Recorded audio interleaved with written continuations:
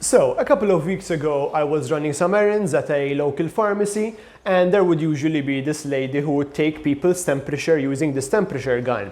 And anyhow, there was this one fine day where she seemed very hesitant taking people's temperature, and even she asked me like 3 times, is it okay for you if I take your temperature?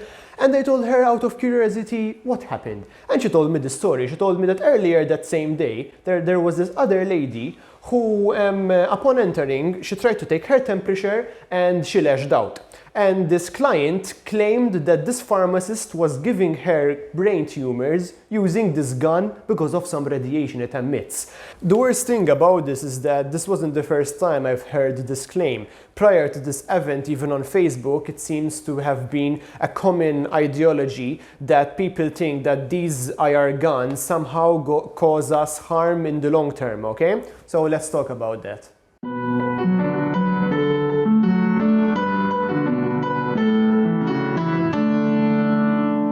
Infrared temperature guns have been around for ages. They have been originally being used for the domains of mechanical engineering, where, for example, you'd need to take the temperature of the surface of a device and you wouldn't be able to touch it because of electrical currents or because of extremely high heat. And you use this gun that would quite practically take the temperature of that surface. Now, the only thing that happened is that this device was re-engineered for human use. First of all, temperature guns do not emit anything. Okay? And yes, I get it, the layperson would research about infrared guns and read about infrared being a form of radiation. Boom, infrared gun, and they think that this is some sort of laser blaster from Star Trek. So again, infrared guns do not emit anything. They generate a reading by absorbing infrared radiation coming from you.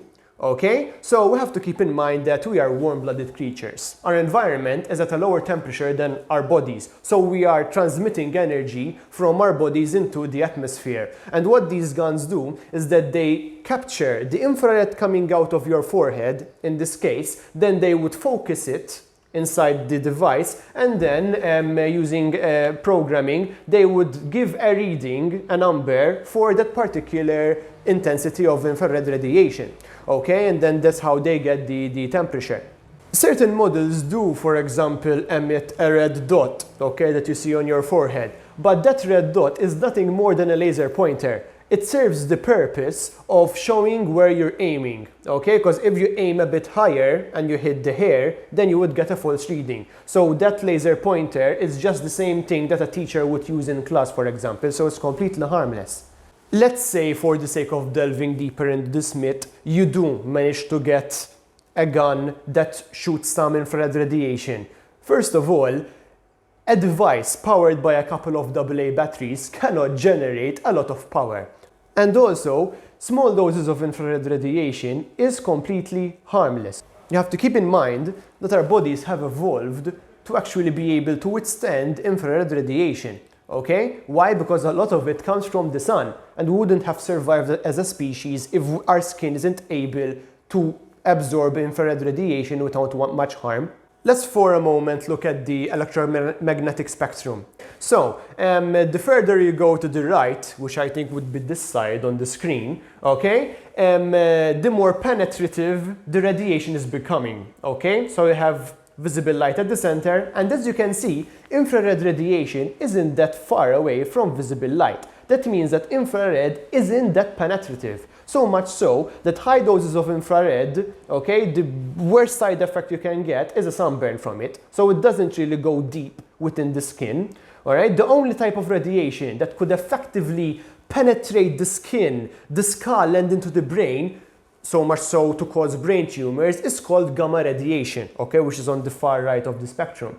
And you cannot practically shoot gamma radiation from a gun which is this big. Okay? Because you have to keep in mind that gamma radiation is the radiation that is caused by decaying atoms, by blowing up atomic bombs, by cracking nuclear reactors, and those materials, okay, cannot be effectively, practically, or safely be carried out into devices of this size. So you cannot obtain, no one can obtain these harmful devices on the market.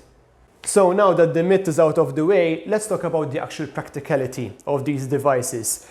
It doesn't take a genius to realize that the temperature of our skin, especially on our forehead, can fluctuate throughout the day. So if you stay in the sun, or if you get wet, for example, by getting caught in the rain, those two extremes could then change the surface temperature of your skin. And you can actually test this out if you have one of these guns at home.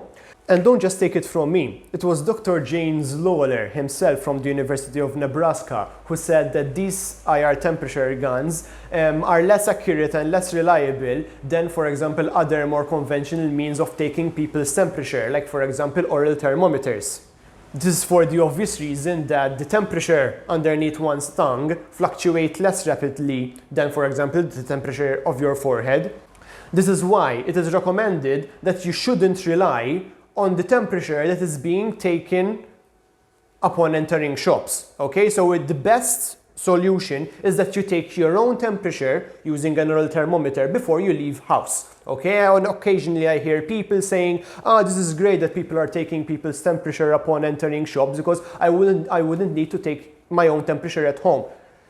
BS, okay? Take your own temperature at home and then you wouldn't actually need to worry that the people at shops would then, for example, kick you out because your temperature would be too high, okay? Because you would have done your own self-assessment. Another interesting thing to note is that, with high demand, you would have so many different companies creating that device. So when there was a sudden demand for these IR temperature guns, you started finding so many models on the market ranging from, for example, 15 euro to 100 euro. And regardless on what website you go on, Amazon, eBay, even on Wish, if I'm not mistaken, you'll find some sort of gun. Okay, and you have to keep in mind that with cheap products comes also cheap quality. So whether or not the guns actually meet expectations, okay, is also a tentative statement. Now you may argue they would have the FDA symbol printed on the box, but through simple investigations done, for example, by the NBC news agency, they found that certain brands do have the FDA symbol on the box, but then they would research on the actual FDA registry and they wouldn't find it. Okay? So if you're thinking of buying one, do not just rely on what's written on the box. Okay? Because unfortunately, people and corporations lie. I think by now you're thinking that I'm somehow anti-infrared gun, but that's absolutely not the case. Dr. Greg Janes from the University of Waterloo said that IR guns are better than nothing. And that statement pretty much forces everything I've said against these guns to collapse, okay? Because IR guns are better than nothing. A study published on the online journal PLOS ONE found that 78% of people with coronavirus exhibited an increased fever, okay? And that is even higher than the percentage of people who exhibit coughing when they have COVID. So you are more likely to have a higher temperature when COVID positive than you are to be coughing, okay? For coughing, it's about 57%. That means there is always an element of effectiveness when monitoring people's temperature, okay, with the aim of reducing COVID contamination.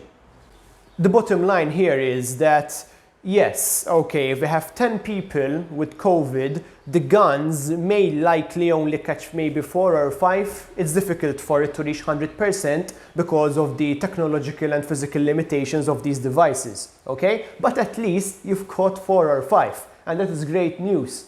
I understand that these guns aren't that reliable and accurate, but it is at least my honest opinion that if with the use of these guns you manage to at least save one life, okay, thanks to contact tracing, then they are worth staying.